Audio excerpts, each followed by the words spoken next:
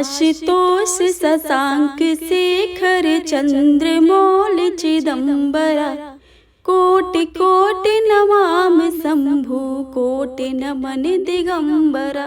श्री शिवाय नमस्तुभ्यम। ओम नमः शिवाय। हर हर महादेव।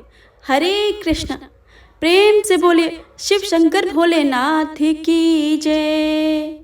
लक्ष्मी नारायण भगवान की जय। आध्यात्मिक कथाएं चैनल में आप सभी का हार्दिक स्वागत है। आप सभी को चैत्र मास पूर्णिमा की बहुत बहुत शुभकामनाएं। आप सभी के जीवन में लक्ष्मी नारायण भगवान की कृपा सदा सर्वदा ही बनी रहे। प्रिय श्रोताओं, आज आप सभी रसपान करेंगे चैत्र पूर्णिमा की व्रत कथा, 32 पूर्णिमा व्रत कथा तथा पूर्णिमा और अमावस्या दो बहनों की कथा और साथ में शिव चालीसा और भगवान भोलेनाथ की आरती। तो आप सभी से विनम्र अनुरोध है कि कथाओं को भक्ति भाव से और प्रसन्न मनचित से पूरा अवश्य सुने और कमेंट बॉक्स में भगवान शिव शंकर भोलेनाथ की जय लिखना बिल्कुल भी मत भूलिएगा। आइए प्रेम से रसपान करते हैं आज की कथा का। तो एक बार प्रेम से बोलिए शिव शंकर भोलेनाथ माता पार्वती की जय। द्वापर युग की बात है। एक बार यशोदा माँ अपने कृष्ण कन्हैया से कहती हैं, आज मुझे कोई ऐसा उपाय बताओ जिसके करने से स्त्रियों को सौभाग्य की प्राप्ति हो, साथ ही उनकी सभी मनोकामनाएं पूर्ण हो जाएं। तब श्री कृष्ण ने कहा कि हे माता, मैं आपको एक अचूक उपाय बताता हूँ, सो आप विस्तार पूर्वक सुनिए। सौभाग्य की प्राप्ति के लिए स्त्रियों को 32 पूर्णिमाओं का व्रत करना चाहिए। इस व्रत को करने से स्त्रियों को सौभाग्य तथा संपत्ति की प्राप्ति होती है। यह व्रत अचल सौभाग्य को देने वाला है और भगवान शंकर के प्रति मनुष्य मात्र की भक्ति को बढ़ाने वाला है। यशोदा जी कहने लगी कि कृष्ण, सर्वप्रथम इस व्रत को मृत्युलोक में किसने किया था? इसके विषय में विस्तार पूर्वक मुझसे कहो। श्री कृष्ण जी कहने लगे कि इस भूमंडल पर एक अत्यंत प्रसिद्ध राजा चंद्रहास से पालित अनेक प्रकार के रत्नों से परिपूर्ण कातिका नाम की एक नगरी थी। वहां धनेश्वर नाम का एक ब्राह्मण था और उसकी स्त्री अति सुशील रूपवती थी। दोनों ही उस नगरी में बड़े प्रेम के साथ रहते थे। घर में धन धान्य आदि की कोई कमी नहीं थी। उनके एक बड़ा ही दुख था कि उनके कोई संतान नहीं थी, जिस वजह से वह बहुत दुखी रहते थे।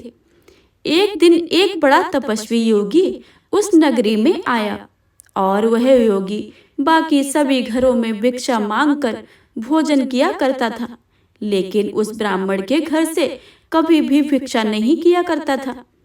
एक दिन योगी गंगा किनारे भिक्षा मांगकर प्रेम पूर्वक खा रहा था कि धनेश्वर ने योगी को यह सब करते देख लिया। सब कार्य किसी प्रकार से देख लिए। अपनी भिक्षा अनादर से दुखी होकर धनेश्वर योगी से बोले, और सभी घरों में भिक्षा लेते हैं, परंतु मेरे घर की भिक्षा कभी भी नहीं लेते हैं। इसका क्या कारण है? योगी कहने लगा कि आपके धर्म हमें इस बात की आज्ञा नहीं देता है, क्योंकि आप अभी गृहस्थ जीवन में एक सुख से वंचित हैं। आपके घर संतान होने पर मैं आपके घर से भी भिक्षा स्वीकार कर लूंगा। उन्होंने कहा कि जिसे संतान नहीं है उसके घर से भिक्षा लेने से मेरे भी पतित हो जाने का भय है। धनेश्वर की यह बात सुनकर बहुत दुखी हुआ और हाथ जोड़कर योगी के पैरों पर गिर पड़ा और दुखी मन से कहने लगा कि आप मुझे संतान प्राप्ति के उपाय बताएं। आप तो सर्वज्ञ हैं, मुझ पर अवश्य ही कृपा कीजिए। धन की मेरे घर में कोई कमी नहीं है, लेकिन मैं संतान न होने के कारण अत्यंत दुखी हूँ। आप मेरे इस दुख का हरण कीजिए। यह सुनकर योगी कहने लगे, तुम माता चंडी की आराधना करो। घर पहुंचकर उन्होंने यह सारी बात अपनी पत्नी को बताई और खुद वन में चला गया। वन में पहुंचकर उसने माता चंडी की आराधना और उपवास किया। माता चंडी ने 16 दिन के बाद उसको सपने में दर्शन दिए और कहा कि हे धनेश्वर, जा, तेरे पुत्र रत्न प्राप्त होगा, लेकिन उसकी आयु सिर्फ 16 वर्ष की होगी। 16 वर्ष की आयु में उसकी मृत्यु हो जाएगी। अगर तुम दोनों स्त्री और पुरुष 32 पूर्णिमा का व्रत करोगे तो यह दीर्घ आयु हो जाएगा। जितनी तुम्हारे समर्थ हो उतने आचे के दिए जलाकर शिव जी भगवान की पूजा करना, लेकिन 32 पूर्णिमा ही होनी चाहिए। सुबह होते ही तुम इस स्थान के पास एक आम का पेड़ दिखाई देगा। उस पर चढ़कर एक फल तोड़कर अपने घर ले जाना। अपनी स्त्री को इस बारे में बताना। सुबह होने के पश्चात वह स्वच्छ होकर शंकर जी का ध्यान करके उस फल को खा ले। तब भगवान शंकर की कृपा से उसको गर्व हो जाएगा। जब ब्राह्मण सुबह उठा तो उसे उस स्थान पर आम का पेड़ दिखाई दिया, लेकिन वह चढ़ नहीं पा रहा था। यह देखकर उसे बड़ी चिंता हुई। उसने भगवान गणेश की उपासना की और कहा कि हे दयानिधि, अपने भक्तों के विघ्नों का नाश करके उनके मंगल कार्य को करने वाले, दुष्टों का नाश करने वाले, रिद्धि सिद्धि देने वाले, आप मुझे इतना बल दें कि मैं अपनी मनोकामनाएं पूरा कर सकूं। इसके बाद वह पेड़ से फल तोड़कर अपनी पत्नी के पास गया। उसकी पत्नी ने पति के कहे अनुसार इस फल को खा लिया और वह गर्भवती हो गई। देवी की कृपा से उसे बहुत सुंदर पुत्र पैदा हुआ। उसका नाम उन्होंने देवीदास रखा। माता पिता के हर्ष और शोक के साथ वह बालक बढ़ने लगा। भगवान की कृपा से बालक बहुत ही सुंदर था, सुशील और पढ़ाई लिखाई में भी बहुत ही निपुण था। दुर्गा जी के कथानुसार उसके माता ने 32 पूर्णमासी का व्रत रखा। जैसे ही 16वां वर्ष लगा, दोनों पति पत्नी बहुत दुखी हुए, कहीं उनके पुत्र की मृत्यु न हो जाए।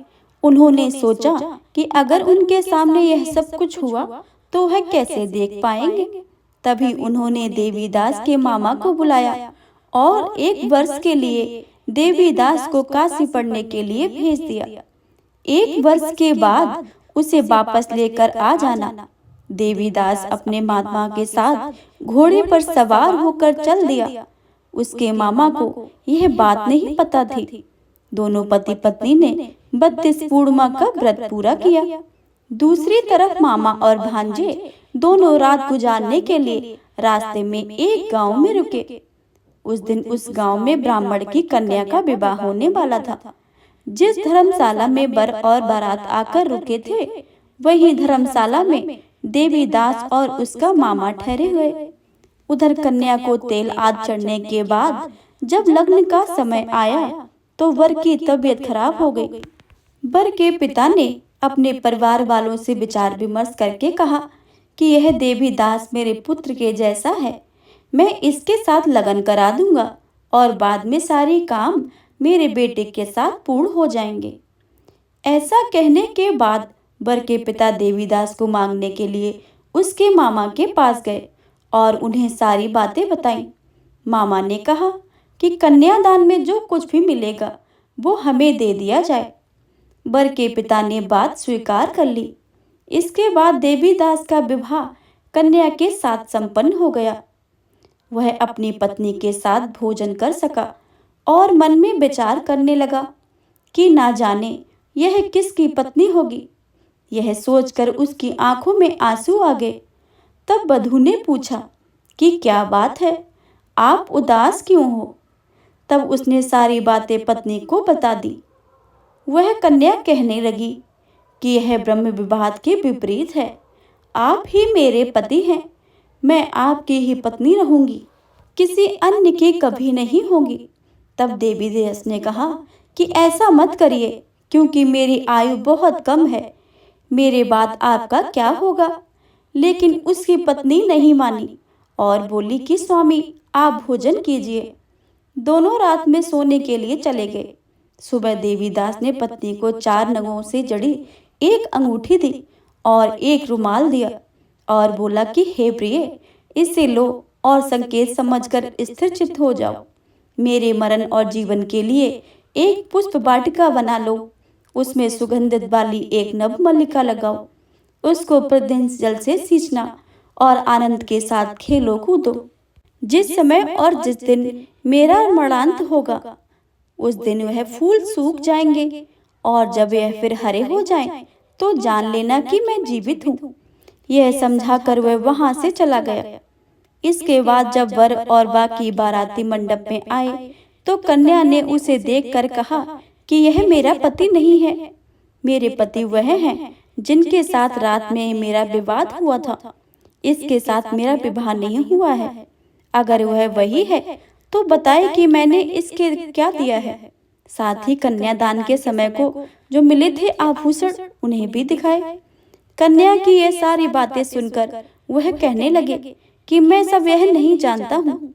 इसके बाद सारी बारात अपमानित होकर वहां से लौट गई। भगवान कृष्ण बोले कि हे माता, इस प्रकार देवीदास काशी चला गया। कुछ समय जब बीत गया तो एक सर्प उसको डसने के लिए आया, लेकिन वह उसको काट नहीं पाया क्योंकि उसकी माता ने पहले ही 32 पूर्णिमा का व्रत कर लिया था। इसके बाद खुद काल वहां पहुंचा। भगवान की कृपा से तभी वहां माता पार्वती और भगवान गणेश जी आ गए।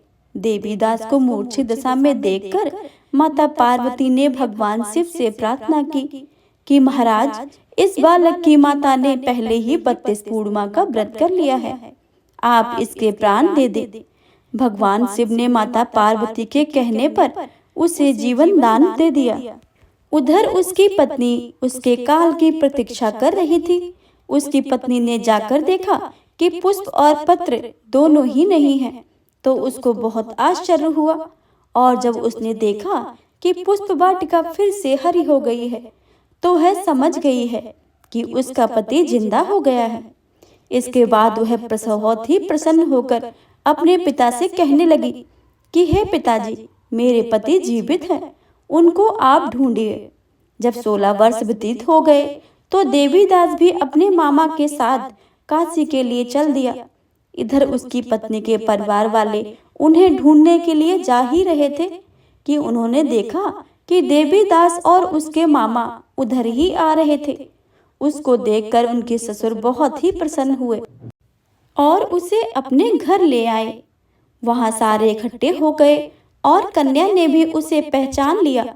देवीदास ने इसके बाद अपनी पत्नी और मामा को लेकर वहां से चल दिया।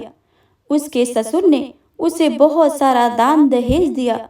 जब वह अपने घर की तरफ चल रहा था तो उसके माता पिता को लोगों ने खबर दी कि तुम्हारा पुत्र देवीदास अपनी पत्नी और मामा के साथ आ रहा है। ऐसा समाचार सुनकर पहले तो उन्हें विश्वास ही नहीं हुआ, लेकिन जब देवीदास आया और उसने अपने माता पिता के पैर छुए तो देवीदास के माता पिता ने उनका माथा चूमा और दोनों को अपने सीने से लगा लिया। दोनों के आने की खुशी ने धनेश्वर ने बहुत सी दान दक्षिणा ब्राह्मणों को दी। श्री कृष्ण जी कहने लगे कि इस तरह धनेश्वर को 32 पूर्णिमा व्रत के करने से संतान प्राप्त हुई। जो स्त्रियां इस व्रत को करती हैं वह जन्म जन्मांतरों तक वैधव्य दुख को नहीं भोगती हैं और सदैव सौभाग्यवती रहती हैं। यह मेरा वचन है। यह व्रत संतान देने वाला है और सभी मनोकामनाओं को पूर्ण करने वाला है। तो प्रेम से बोलिए भगवान भोलेनाथ माता पार्वती की जय, विष्णु भगवान की जय। हे प्रिय भक्तों, अब आप सभी श्रवण करिए विष्णु भगवान का चालीसा तथा विष्णु भगवान की आरती। विष्णु सुनिए विनय सेवक की चितलाए, कीरत कुछ वर्णन करूं दीजे गान बताए। नमो विष्णु भगवान खरारी, कष्ट नसावन अखिल बिहारी। प्रबल जगत में शक्ति तुम्हारी, त्रिभुवन फैल रही उजियारी। सुंदर रूप मनोहर सूरत, सरल स्वभाव मोहनी मूरत। तन पर पीतांबर अति सोहत, बैजंती माला मन मोहत। शंख चक्र कर गदा विराजे, देखत दैत्य असुर दल भाजे। सत्य धर्म मद लोभ न गाजे, काम क्रोध मद लोभ न छाजे। संत भक्त सज्जन मन रंजन, धनुज असुर दुष्टन दल गंजन। सुख उपजाए कष्ट सब भंजन, दोष मिटाए करत जन संचन, पाप काट भव सिंध उतारण, कष्ट नाश कर भक्त उबारण, करत अनेक रूप प्रभु धारण, केवल आप भक्ति के कारण। धरई धेनु बन तुम्हें पुकारा, तब तुम रूप राम को धारा, भार उतारे असुल दर मारा, रावण आदक को संघारा। आप 12 रूप बनाया, हरणाक्ष को मार गिराया, धर्मतस्य तन सिंधु बनाया, 14 रत्नन को निकलाया।